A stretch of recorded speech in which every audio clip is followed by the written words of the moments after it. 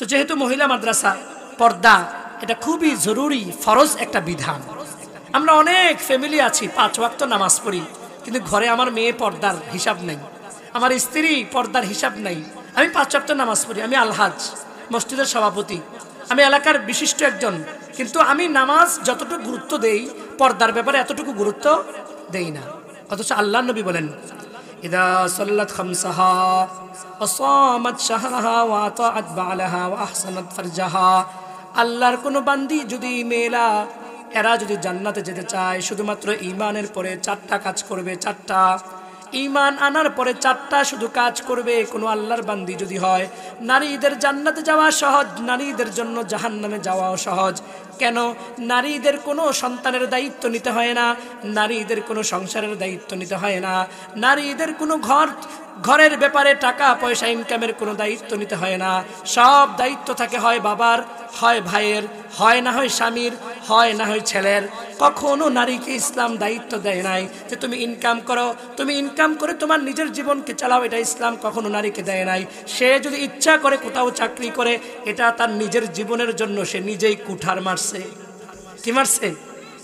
আল্লাহ নবী বলেন, ইজা সাল্লাত খামসাহা, যদি নারী 5 ওয়াক্ত নামাজ পড়ে, ওয়া সামাত শাহরাহা, রমজানের 1 মাস রোজা যতটুকু সম্ভব হয় সেই যদি রাখে, ওয়া আতাআত বালাহা, স্বামীর অনুগত্য করে, স্বামীর অনুসরণ করে, স্বামীকে মাইনা চলে, স্বামীর শরীয়ত সমর্থিত কথা অনুযায়ী মাইনা চলে, ওয়া আহসানাত ফারজাহা, সে যদি তাকে নিজেকে পর্দায় রাখে, বিশেষ করে তার লজ্জাস্থানকে জিনা বেবিচার থেকে হেফাজত করে, তার চেহারাকে অল্প পুরুষের দেখা থেকে হেফাজত করে, তার পেট পিঠ হাত অঙ্গ প্রত্যঙ্গ পরপুরুষের দেখা থেকে হেফাজত করে, এই 4 কাজ ঈমানের পরে 5 ওয়াক্ত নামাজ, রমজানের 1 মাস রোজা, স্বামীর খেদমত, স্বামীর অনুগত্য, 4 নম্বরে হলো পর্দা করা তথা সতীর্থের হেফাজত করা।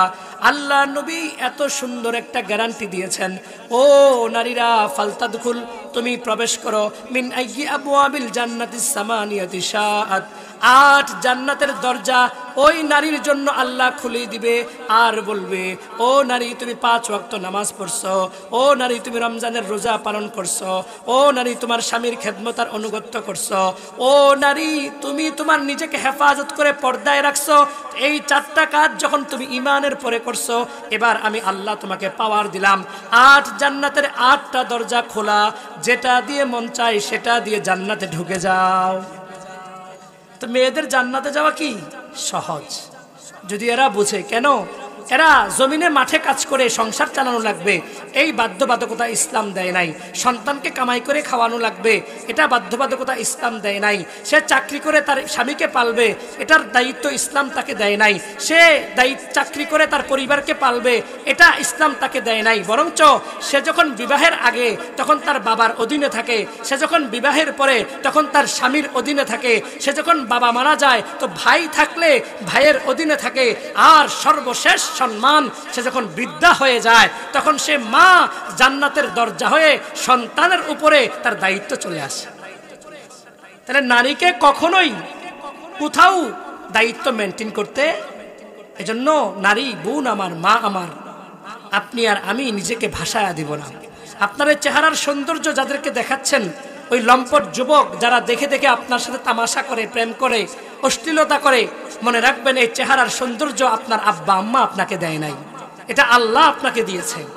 একই ঘরের 3 বোন, আপনারা 3 বোনের চেহারা 3 রকম, কেউ কালো, কেউ কুৎসিত, কেউ সুশ্রী, কারো বিয়ে আগে হয়, কারো বিয়ে পরে হয়। কেন? সৌন্দর্যের কারণে। অথচ একটাবার চিন্তা করেন, 3টা বোনই আপনার মায়ের পেট থেকে দুনিয়ায় আসছেন, তাহলে এই সৌন্দর্য একমাত্র দিয়েছেন কে? এজন্য এই সৌন্দর্য দেখানোর অধিকার কে, সেটাও আল্লাহ কোরআনে বলে দিয়েছেন। এছাড়া এর বাহিরে আপনি অন্য কাউকে দেখানোর সুযোগ নাই। এবার প্রশ্ন যে তাহলে আমরা নারীরা আমাদের এই সৌন্দর্য কাকে কাকে দেখাবো? তা আল্লাহ তাআলা উত্তর দিয়েছে, যেহেতু আমি নিষেধ করছি, সুতরাং তোমার এই সৌন্দর্য তো বানিয়েছে কারো না কারোর জন্য। এবার কারে কারে দেখাবা সৌন্দর্য, আমি একটা লিস্ট তোমাকে দিলাম। সেই লিস্ট,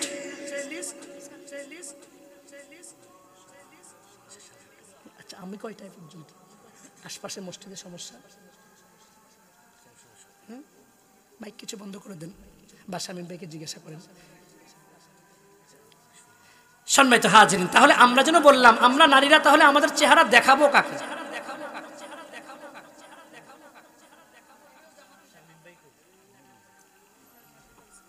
আশপাশে সমস্যা হলে তো দেখা যাবে এটা আপনাদের জন্য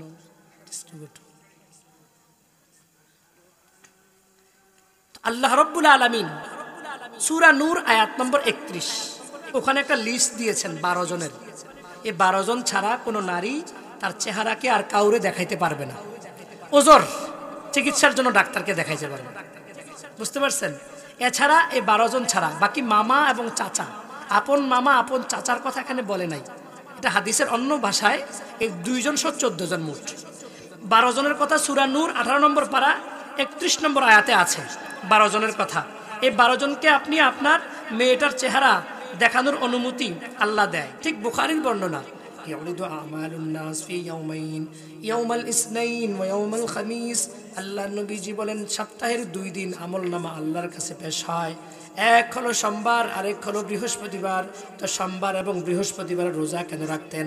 তো আল্লাহ নবীর সাহাবীরা প্রশ্ন করলে আল্লাহ নবীজি বলেন সপ্তাহে 2 দিন সোমবার এবং বৃহস্পতিবার আল্লাহর কাছে আমলনামাগুলো পেশ করা হয়। আমি নবীজি পছন্দ করি যেন রোজা অবস্থায় আমলনামাগুলো যায়। সুবহানাল্লাহ।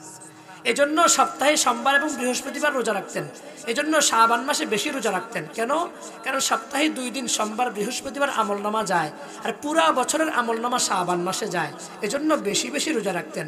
আর আমার আর আপনার হালত কি? হয় টেলিভিশনে ছবি নাটক সিনেমা দেখি, মোবাইলে অশ্লীলতা করি, তাস জুয়া ফেন্সিডিল ইয়াবা অথবা হারাম কোনো কাজে লিপ্ত থাকি। এই শাবান মাস আজকে 12 তারিখ চলে গেছে। এই 12টা দিন কেমনে গেছে আমাদের জানা নাই। নবীজির যার সামনের পিছনের সবগুলো গুনাহ মাফ, যিনি সর্বপ্রথম জান্নাতের দরজা খুলে জান্নাত উদ্বোধন করবেন, যিনি সর্বপ্রথম হাসরের ময়দানে কথা বলবেন, যিনি সর্বপ্রথম আমাদের জন্য সুপারিশ করবেন, যিনি সুপারিশের অনুমতি প্রাপ্ত হবেন, যিনি হাউজে কাউসারের পানির পেয়ালা হাতে নিয়ে ওনার উম্মতদেরকে পানি পান করাবেন, যিনি মাকামে মাহমুদ নির্দিষ্ট ভিভিআইপি জায়গাতে সেজদায় পড়ে থাকবেন। আল্লাহ তাআলা বলবেন ইরফা রাসাক ইয়া মুহাম্মদ সাল তুতা। ও নবী আমার দোস্ত আমার মাথা উঠান, আপনি মাথা উঠান, আপনি আমার কাছে চান, যা চাইবেন আমি তাই আপনাকে দিয়ে দেব। সুবহানাল্লাহ। সেই নবী শাবান মাসে বেশি রোজা রাখতেন এই আশায় সাহাবীদেরকে শোনালেন যেন আমার আমলনামাগুলা পেশ হয়, আল্লাহ যেন দেখে আমি মুহাম্মদ সাল্লাল্লাহু আলাইহি সাল্লাম রোজা অবস্থায়। অথচ আমি বিড়ি খাই, আমি নাপাক অবস্থায়, আমি টেলিভিশনে নাটক সিনেমা দেখতেছি, আমি গীবত শাকায়াত করছি, আমি মোবাইলে অশ্লীলতা দেখছি, আমি ফেসবুক ইউটিউবে আছি, আমি খেলাধুলা তামাশার মধ্যে আছি, আর আমার অবস্থা এভাবেই শাবান মাস চলে যাচ্ছে। আমাদের ফিকির শবে বরাত কবে হুজুর? অথচ আল্লাহ নবীজি কাটালেন কেমনে, আমরা কাটাই কিভাবে?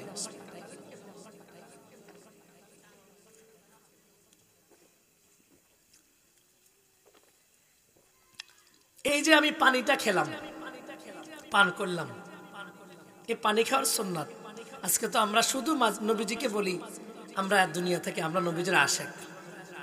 খালি কদ্দুর একসাথে বৈশা একটু জিলাপি টিলাপি খাইলেন, এটাই রসুলের ভালোবাসার পরিচয় না। রসুলের ভালোবাসার পরিচয় মূলত পক্ষে ওই ব্যক্তির মাঝে যার পুরা 24 ঘন্টা নবীজির সুন্নতের উপরে চলে। বাথরুমে আপনি ঢুকবেন, আপনি বাথরুমে ঢুকবার আগে চিন্তা করবেন নবীজি কোন পা দিয়ে ঢুকছেন, নবীজি কি দোয়া পরে ঢুকছেন, তাহলেই আপনি আশেকের রাসূল। বাম পা দিয়ে ঢুকা আল্লাহুম্মা ইন্নী আউযু বিকা মিনাল খুবসি ওয়াল খাবাইস পড়া, তাহলে আশেক। বাথরুম থেকে বের হবেন, কোন পা আগে দিয়েছেন? বাম পা দিয়ে বের হয়েছেন, ডান পা দিয়ে বের হয়েছেন, দোয়া পড়েছেন আলহামদুলিল্লাহিল্লাযী আযহাবা আন্নিল আযা ওয়া আফানি। মসজিদে ঢুকবেন, মসজিদে ঢুকার আগে আপনি চিন্তা করবেন আমার নবীজি কেমনি ঢুকছে। কেন? দুনিয়াতে কাপড় কিনি, কাপড় যদি ব্র্যান্ডের হয় দামাদামি করি না, টাকা দিয়ে চলে আসি। জুতা যদি লুট্টু বাটা অ্যাপেক্স হয় তো এগুলো দামাদামি করি না, চলে আসি। এই যে মামপানির বোতল এখন পানি পান করলাম, এখানে লেখা আছে 20 টাকা, বাস 20 টাকা দিয়ে চলে আসে। কেন লেখা আছে? তাহলে দুনিয়ার ময়দানে সিল সাপ্পর থাকলে এগুলোর ব্যাপারে কোনো এশকাল চলে না, প্রশ্ন চলে না। ঠিক হুবহু দুনিয়াতে আমার জিন্দেগি যদি নবীজির সুন্নতের সিল লাইগা থাকে, ওই আমল আল্লাহ বলবে দেখবে আর বলে যাও, দেখবে আর যাও, দেখবে আর যাও। সুবহানাল্লাহ। কারণ নবীজির সুন্নাত মানে ব্র্যান্ড। আল্লাহ শুধু দেখবেন আপনার আমলগুলো নবীজির মতো হয়েছে কিনা। তো পানি যে পান করলাম, আমার প্রিয় শাইখ আল্লামা আনিসুর রহমান আশরাফি হযরত প্রায় বয়ানে দেখিয়েছেন, ইদানিং কিছু বয়ানে, অর্থাৎ আল্লাহ নবীজি বলেন কানা ইয়াতানাফাসু ফিল ইনাই সালাসান, যখন পানি পান করবা তো পানিটা খাওয়ার সময় নিঃশ্বাস কেমনে ফেলবা, কি গ্লাসের ভিতরে, বোতলের ভিতরে না বাহিরে, এটাও নবীজি শিখাইছেন যে তুমি পানিটা যখন পান করবা যতটুক পান করো 3 নিঃশ্বাসে ভাগ করে 3 বারে পান করো। সুবহানাল্লাহ। বিজ্ঞান গবেষণা করে দেখছে যে আল্লাহ নবীজি কেন 3 নিঃশ্বাসে বললেন, অর্থাৎ 3 নিঃশ্বাসে বললে পানিটা তৃষ্ণার্ত সারাদিন মাঠে কাজ করছেন, অনেকেই এক ঢুকে পুরা পানি পান করে ফেলে, এতে তার হার্টের ক্ষতি করে, তার ভিতরের অস্থিমজ্জার ক্ষতি করে, এটা সায়েন্স প্রমাণ করে, ডাক্তার প্রমাণ করে। আল্লাহ নবী বললেন পানি খাও, ডান হাতে ধরবা, দেখবা, বসবা, প্রথমে বিসমিল্লাহ বলবা, তারপরে 3 নিঃশ্বাসে তুমি পানিটা পান করবা, এরপরে পান করার শেষে আলহামদুলিল্লাহ বলবা। এটা হলো পানি খাওয়ার সুন্নাত। অথচ আমরা জিন্দেগিতে কত পানি পান করলাম, না ছেলেকে শিখাইলাম, না বাচ্চাকে শিখাইলাম, না স্ত্রীকে শিখাইলাম, না আমি নিজে করলাম। আমি বলি আমি আশিকে রাসূল। মনে রাখবেন আল্লাহ নবীজি বলেন মান আহাব্বা সুন্নতি ফাকাদ আহাব্বানি ওয়া মান আহাব্বানি কানা মাই ফিল জান্নাহ। চাচারা, দাদারা, বাবারা, মা আর বোন যে যেখান থেকে শুনছেন মনোযোগ দিয়ে একটু শুনেন। আল্লাহ নবী বলেন যে সুন্নতকে মহব্বত করবে সে যেন আমি নবীকে মহব্বত করে। সুবহানাল্লাহ বলেন। এই যে দাড়ি রাখছি আমরা, এটা কি নবীজির মহব্বতে না নবীজির ঘৃণায়? এই দাড়ি রাখছি কেন? আপনার মেয়ের জামাইটা এখনো পর্যন্ত দাড়ি রাখে না, আপনি তাকে মেয়ের জামাই হিসেবে পরিচয় দিচ্ছেন, আপনি সুন্নত হিসেবে নবীজির মহব্বতে দাড়ি রাখলেন, আপনার মেয়ের জামাইটা এখনো দাড়ি রাখার সময় হয় নাই, বয়স হয় নাই, তো এরকম রসুলের দুশ্মনের সাথে আপনার আত্মীয়তা হলো কেমনে? আমার ঈমান আমাকে কতটুকু শিখায়? আপনার নওজোয়ান ছেলেটা বিদেশ থেকে টাকা ইনকাম করে চাকরি করে, বাস আপনি বুড়া হয়েছেন, দাড়ি রাখছেন, জিজ্ঞাসা করলে বলেন নবীর সুন্নাত। তা আপনার যে নওজোয়ান ছেলেটা দাড়ি রাখার হুকুম আল্লাহ দিয়েছেন, এই দাড়ি গজানোর মতো ক্ষমতা পৃথিবীর কারো আছে? যখন গজায় এই হুকুমটা কার? আপনার ঘরে বসবাস করা রসুলের দুশ্মন, আপনি না আশিকে রাসূল, তা আপনার ঔরসজাত সন্তান তার দিলের ভিতরে রসুলের দুশ্মনী, সে নবীজির দাড়ি মহাব্বতে রাখতে পারছে না, তার সাথে একে হাড়ি পাতিলের ভাত খাচ্ছেন, তার জন্য দালান কোঠা বাড়িঘর নির্মাণ করছেন, তার জন্য ঘর বাড়ি সব দুয়ার বাইধা দিচ্ছেন, একটাবারও ভাবলেন না যে আমি নবীজির মহাব্বতে দাঁড়িয়ে রাখতে পারলাম, আমার সন্তান দাঁড়িয়ে রাখতে পারলো না, তার মাঝে আমার মাঝে মহাব্বতের কত ফারাক। এটা হচ্ছে ইমানের তাকাজা। আল্লাহ নবীজি বলেন মান আহাব্বা সুন্নতি ফাকাদ আহাব্বানি ওয়া মান আহাব্বানি কানা মাই ফিল জান্নাহ। জান্নাত কয়টা? জান্নাত কয়টা?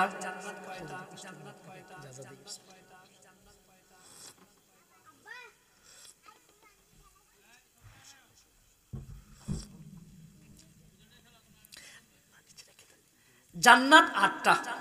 জান্নাত কয়টা? চাচারা মাশাআল্লাহ আপনাদেরকে দেখে ভালোই লাগছে, আপনার মনোযোগ দিয়ে শোনেন। জান্নাত 8টা। আচ্ছা 8 জান্নাতে কি নবীজি থাকবে? 8 জান্নাতে নবী থাকবে না, যে কোনো একটাতে থাকবে। আচ্ছা আপনি জান্নাতি হইলেন কিন্তু নবীর সাথে না, ভালো লাগবে? আপনার কি ভালো লাগবে? নবী, যে নবী আমাকে জান্নাতের কথা শোনাইছেন, সে নবীকে যখন দেখবো জান্নাতে কেমন লাগবে? এই হাদিস থেকে মুহাদ্দিসিনে কেরাম আমাদেরকে হাদিয়া দিয়েছেন যে দেখো এখানে হিংস আছে, হিংস কয় তুমি জান্নাতি হইতে পারবা কোনো আমলে হয়তোবা, কিন্তু ওই জান্নাতে গিয়ে যদি দেখবা নবী এই জান্নাতে নাই, আরেক জান্নাতে, তোমার কাছে কতটা কষ্ট লাগবে। তো নবীর সাথে জান্নাতে থাকতে চাইলে একটাই শর্ত, তুমি ফরজ নামাজ পড়বা, ওয়াজিব নামাজ পড়বা, সুন্নতে মুআক্কাদা নামাজ পড়বা, আল্লাহর হুকুম আহকাম মেনে চলবা, সবগুলো নবীর সুন্নত অনুযায়ী মানো। কেন? মান আহাব্বা সুন্নতি ফাকাদ আহাব্বানি। অনেক আলেম ওলামারা এই হাদিস বলেন, বাকি এটা বলেন না। দেখেন 8 জান্নাতে নবী থাকবে না, 1 জান্নাতে থাকবে। আর ওই 1 জান্নাতে থাকতে চাইলে এখানে শর্ত করেছেন মান আহাব্বানি ওমান আহাব্বানি কানা মাই ফিল জান্নাহ। যে আমার সুন্নত আমল করবে সেজন্য আমাকে ভালোবাসে, আর যে আমাকে ভালোবাসে সেজন্য আমার সাথে মাই মাই। আল্লাহ তাআলা তার প্রিয় হাবিবকে যখন হিজরতের জন্য অনুমতি দিয়েছেন, তো আবু বকরকে নিয়ে যখন রওনা হয়েছেন, পথিমধ্যে গুহার ভিতরে ঢুকছেন। তো গুহার ভিতরে ঢুকার পরে দেখলেন কাফেররা এদিক আসা যাওয়া করতেছে, পা দেখা যাচ্ছে। তো আবু বকর চিন্তা করছেন, নবীজি মনে হয় এবার দেখেই ফেলবে, নবীজি এবার মনে হয় কি করে ফেলবে, দেখেই ফেলবে। তো আল্লাহ নবী তখন কোরআনের আয়াত, আল্লাহ নবীজি তখন আবু বকরকে আশ্বস্ত করছেন, লা তাহজান ইন্নাল্লাহা মা'ানা, এই শব্দটা বোঝানোর জন্য। মা মানে সাথে। আবু বকর চিন্তা করো না, তুমি মনে করতেছো আমরা দুইজন, না, আমার এবং তোমার, আমরা দুইজনের সাথে আল্লাহ আছে। সুবহান। তাহলে আবু বকরের সাথে সম্পর্ক হলো মাই সাথে সাথে। তো ঠিক আল্লাহ নবী বলেন, যে সুন্নাত ভালোবাসবে সেজন্য আমাকে ভালোবাসে, আর আমাকে ভালোবাসলে আমি যে জান্নাতে থাকবো, ওই উম্মত নারী কিংবা পুরুষ শুধুমাত্র আমার সুন্নতকে ভালোবাসার কারণে আমার সাথে এক জান্নাতে থাকবে। সুবহান। এবার আপনার চিন্তা আপনি করেন যে আপনি কতটুকু সুন্নত মানেন। আজকে আমাদের নওজোয়ান কি পরিমাণ ছেলেরা আজকে দাড়িবিহীন চলতেছে, একটা বারও ভাবতেছে না কবরের মধ্যে যখন প্রশ্ন করবে মান হাযার রাজুল আল্লাযী বুইসা ফীকুম, যে এরকম রাসূলুল্লাহ সাল্লাল্লাহু আলাইহি সাল্লামকে কবরে নিয়ে আইসা যখন দেখানো হবে, এই লোকটাকে চিনো, যে লোকটা তোমাদের কাছে প্রেরণ করা হয়েছে। আচ্ছা, দাড়িবিহীন ছেলে দুনিয়া থেকে বিদায় নেয়নি, যারা দাড়িবিহীন তাদের কাছে আজরাইল আইনি, তো তারে যখন দাফন করে, তো তখন কবরে যখন জিজ্ঞাসা করবে এই লোকটাকে চিনো, যে লোকটা তোমার কাছে পাঠানো হয়েছিল, তো আল্লাহ নবী যখন দেখা বলবে তার মুখে দাড়ি নাই, আহারে আমি নবীর মুখে কখনো আমি খুল লাগাই নাই। আর সে নাপিত হিন্দু অথবা এক জালিমের কাছে প্রতিনিয়ত আল্লাহর জন্য বলছে, আল্লাহ আপনি কতবার দিতে পারেন আর আমি চাইতে পারি, আমি দেখব। চ্যালেঞ্জ ছুটছে, যদিও কেউ বলে না, কিন্তু দাড়ি ওঠাটা হুকুম কার? তা আল্লাহ যেন দেয় আর আপনি যেন বলেন, আল্লাহ তুমি কতবার দিতে পারো আর আমি কতবার চাইতে পারি, আমি দেখব। এবার আপনি খেয়াল করেন, মুহাম্মদুর রাসূলুল্লাহ সাল্লাল্লাহু আলাইহি সাল্লাম যদি কবরে শুধু বলে দেয় ফেরেশতা, হে তো আমার দলের না, কি উপায় হবে? দাড়িবিহীন যুবক, দাড়িবিহীন বাবা, ভাই, তুমি যদি আজরাইলের সাথে সাক্ষাৎ হয়েই যায়, মনে রাখো নবীজি এই কথা বলতে দেরি নাও করতে পারে, দেখবে আর বলবে সে তো আমার দলেরই না, কারণ আমি নবীজি জীবনে কখনো দাড়ি কাটি নাই আর সে কখনো দাড়ি রাখে নাই, তার মাঝে আমার মাঝে কত ফারাক, সে আমার উম্মত হয় কিভাবে? এজন্য হিসাব লাগানো উচিত। ইউসুফ নবী কতটা জবরদস্ত নবী ছিল, সেই ইউসুফের জন্য মিসরে আজিজের স্ত্রী, প্রধানমন্ত্রীর স্ত্রী পাগল হয়ে গেছে প্রেম নিবেদন করবার জন্য। এলাকার সমস্ত মিশরি নারীরা এটা নিয়ে কানাঘোষা করতেছে, আহা একটা চাকর এর সাথে মিসরে আজিজ মিশরের প্রধানমন্ত্রীর বউ পাগল হয়ে গেছে, এটা গোলাম, ইউসুফ তো গোলাম ছিল, ওই মিসরে আজিজ কিনা নিয়ে গেছে। তো এবার এই কথাটা চলে গেছে ওই মিসরে আজিজ এর স্ত্রীর কাছে। তো এবার উনি এটাকে হিট লাগাইছে গায়ের মধ্যে, ঠিক আছে তোমরা আমাকে খোটা দিছ যে আমি কেন গোলামের প্রেমে পাগল হয়েছি, ঠিক আছে আমি দেখব এই গোলামকে দেখে তোমরা নিজেরা ঠিক থাকতে পারো কিনা। প্রতিযোগিতার আয়োজন করছে, সূরা ইউসুফ এই কাহিনী আছে। সমস্ত মিশরের সুন্দরী নারীদেরকে দাওয়াত করছে, সবাই একত্রে সিরিয়াল ধরে দাঁড়াইছে, আর প্রত্যেকের হাতে একটা ছুরি দিছে, একটা ফল দিছে। আর মিসরে আজিজ প্রধানমন্ত্রীর স্ত্রী বলছে, তোমরা কেউ ফল কাটবা না, আমি যখন বলবো তখন কাটবা। মিশরের সেরা সেরা সুন্দরী নারীদেরকে সিরিয়াল ধরে দাঁড় করাইয়া এবার ইউসুফকে বলছে, ইউসুফ তুমি এবার ঢুকো। ওই গেটের শুরু থেকে যখন যেই মাত্র বললো ইউসুফ ঢুকতেছে, আর নারীদেরকে বলছে তোমরা এবার ফল কাটো। মিশরের সেরা সেরা সুন্দরী নারীগুলা ওই সিরিয়াল মেনটেন করা অবস্থায় যেই মাত্র বলছে ইউসুফ ঢুকো, তো এরা ছুরি দিয়ে কাটা শুরু করছে, আর ইউসুফের ঢুকার রাস্তার দিকে নজর দিছে, ওই নজর আর ফিরাইতে পারে নাই। আল্লাহ কোরআন সূরা ইউসুফ, হাফেজে কোরআন এখানে আছে, জিজ্ঞাসা করেন ওয়াকাত্তা'না আইদিয়াহুন্না, কোরআনের আয়াত। ওই সমস্ত নারীগুলা তাদের হাতগুলোকে ফল না কাইটা ওই ইউসুফের সৌন্দর্যের চেহারা থেকে নজর ফিরাইতে পারে নাই। যেই ছুরি ফল কাটতে দিছিল সেটা হাত কাটা ফেলছে। তো এবার এরা নিজেরা বলতেছে মা হাদা ইল্লা মালাকুন কারীম, আরে এটা তো কোনো মানুষ হইতে পারে না, এটা তো সম্মানিত এক ফেরেশতা, মানুষ এত সুন্দর হইতে পারে না। আম্মা জান আয়েশা তখন সাহাবীদের কাছে হাদিস বর্ণনা করেন, মিশরের নারীরা ওই দাড়িওয়ালা ইউসুফকে দেখে ওরা ওদের হাত কাটা ফেলছে, ফল না কাইটা। আল্লাহর কসম আমি আয়েশা বলি, আমার প্রিয় নবী মুহাম্মদুর রাসূলুল্লাহ সাল্লাল্লাহু আলাইহি ওয়াসাল্লামের চেহারা যদি বর্তমান যুগের নারীরা দেখতো, মিশরের নারীরা দেখতো, তো হাত না কলিজা কাইটা ফেলতো, কলিজা। তাহলে সেই নবীর মুখে দাড়ি ছিল, যে ইউসুফের জন্য হাত কাটা ফেলছে, ওই ইউসুফের মুখে দাড়ি ছিল। আদম আলাইহিস সালাম থেকে শুরু করে সমস্ত নবী রাসূলদের একটা দায়মি সুন্নাত দাড়ি রাখা। কি রাখা? দাড়ি রাখা। আর মুসকে খাটো করা। মুসকে কি করা? খাটো করা। দাড়িকে লম্বা করা। এটা সমস্ত নবীদের সুন্নাত ছিল। অথচ আমাদের বর্তমান ছেলে যুবকেরা মুসকে লম্বা করে, দাড়ি রাখে না। তুমি মনে রাখো, হাউজে কাউসারের পানি পান করবা কেমনে? নবী যখন না করে দিবে, ফেরেশতার মাঝখানে যখন পর্দা পড়ে যাবে, তুমি হিসাব রাখো বান্দা, 50,000 বছরের হাসরের ময়দানের তৃষ্ণা তোমার কে মিটাবে? আজ তুমি তোমার স্ত্রীর সন্তুষ্টির জন্য, তোমার নিজের স্মার্টনেসের জন্য তুমি একটাবারও চিন্তা করলে না যে ইউসুফকে দেখে পুরা মিশরের নারীরা হাত কাটা ফেলে। সে ইউসুফ কতটা সুন্দর ছিল যে নবীর চেহারা দেখে আম্মা জান আয়েশা বলছেন, স্ত্রী হিসেবে মিশরের নারীরা ইউসুফকে দেখে হাত কাটে, আমার নবীকে দেখলে কলিজা কাটা ফেলতো। সেই নবীর মুখে দাড়ি ছিল। আবু বকর, ওমর, ওসমান, আলী, ওমর বিন আব্দুল আজিজ 30 বছর খেলাফতের দায়িত্ব পালন করছেন যে সাহাবীরা খলিফা হিসেবে, সবার মুখে দাড়ি ছিল। 1.25 লাখ সাহাবীকে নিয়ে বিদায় হজ্জের ভাষণ দিয়েছিলেন, সবার মুখে দাড়ি ছিল।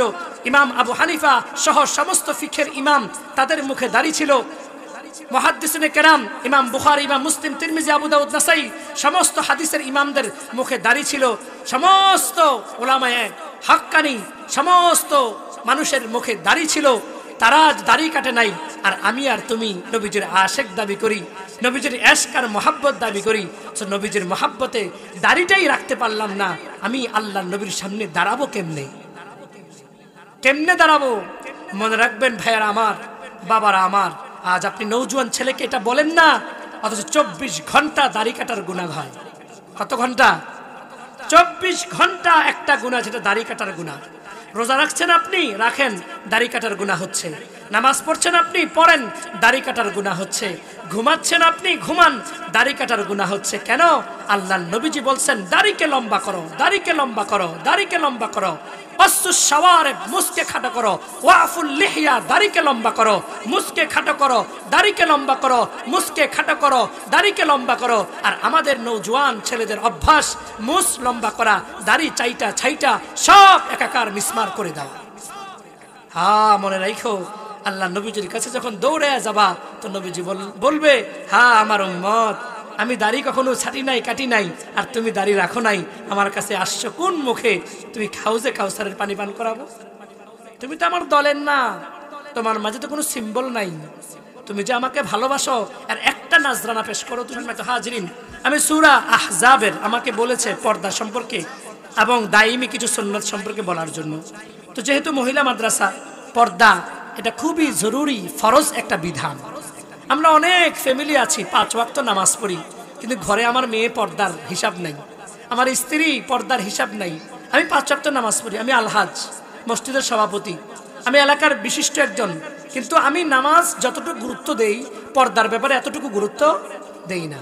অথচ আল্লাহর নবী বলেন, ইদা সাল্লাত খামসাহা ওয়া সামাত শাহরাহা ওয়া আতাআত বালাহা ওয়া আহসানাত ফারজাহা, আল্লাহর কোন বান্দি যদি, মেয়েরা, এরা যদি জান্নাতে যেতে চায়, শুধুমাত্র ঈমানের পরে 4টা কাজ করবে। 4টা ঈমান আনার পরে 4টা শুধু কাজ করবে কোন আল্লাহর বান্দি যদি হয়, নারীদের জান্নাতে যাওয়া সহজ, নারীদের জন্য জাহান্নামে যাওয়াও সহজ।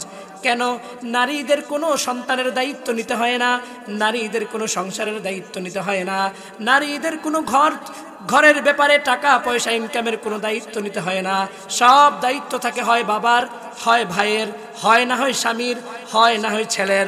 কখনো নারীকে ইসলাম দায়িত্ব দেয় নাই যে তুমি ইনকাম করো, তুমি ইনকাম করে তোমার নিজের জীবনকে চালাও, এটা ইসলাম কখনো নারীকে দেয় নাই।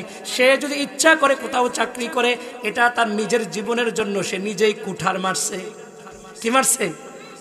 আল্লাহ নবী বলেন ইজা সাল্লাত খামসাহা, যদি নারী 5 ওয়াক্ত নামাজ পড়ে, ওয়াসামাত শাহরাহা, রমজানের 1 মাস রোজা যতটুকু সম্ভব হয় সেই যদি রাখে, ওয়া আতাআত বালাহা, স্বামীর অনুগত্য করে, স্বামীর অনুসরণ করে, স্বামীকে মাইনা চলে, স্বামীর শরীয়ত সমর্থিত কথা অনুযায়ী মাইনা চলে, ওয়া আহসানাত ফারজাহা, সে যদি তাকে নিজেকে পর্দায় রাখে, বিশেষ করে তার লজ্জাস্থানকে জিনা বেবিচার থেকে হেফাজত করে, তার চেহারাকে অল্প পুরুষের দেখা থেকে হেফাজত করে, তার পেট পিঠ হাত অঙ্গ প্রত্যঙ্গ পর পুরুষের দেখা থেকে হেফাজত করে, এই 4 কাজ ইমানের পরে 5 ওয়াক্ত নামাজ, রমজানের 1 মাস রোজা, স্বামীর খেদমত, স্বামীর অনুগত্য, 4 নম্বরে হলো পর্দা করা তথা সতীর্থের হেফাজত করা।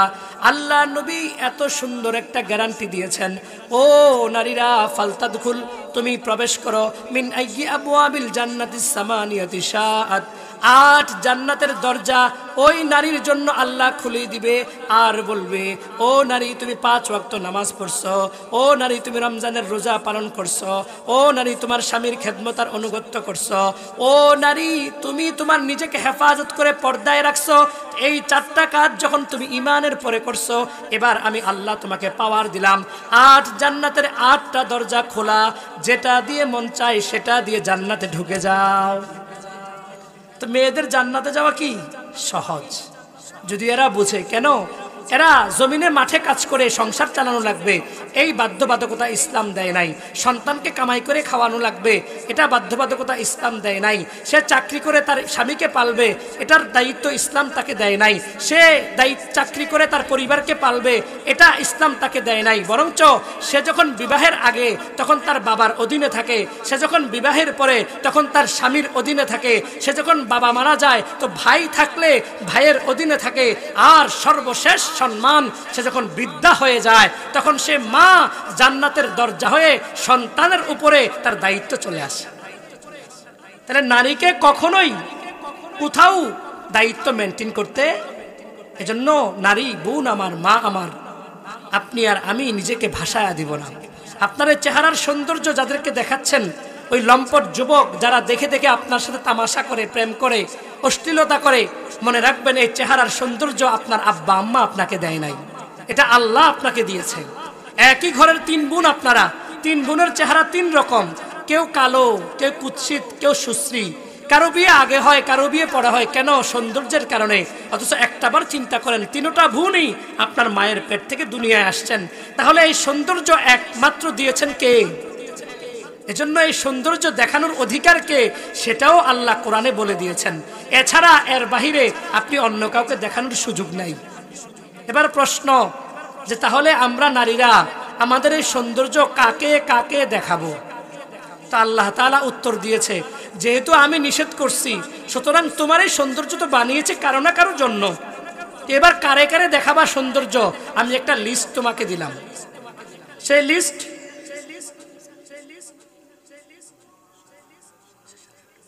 আমি কয়টায় পর্যন্ত? আশপাশের মসজিদের সমস্যা, মাইক কিছু বন্ধ করে দেন, বা শামীম ভাইকে জিজ্ঞাসা করেন। সম্মানিত হাজিরিন, তাহলে আমরা যেন বললাম, আমরা নারীরা তাহলে আমাদের চেহারা দেখাবো কাকে?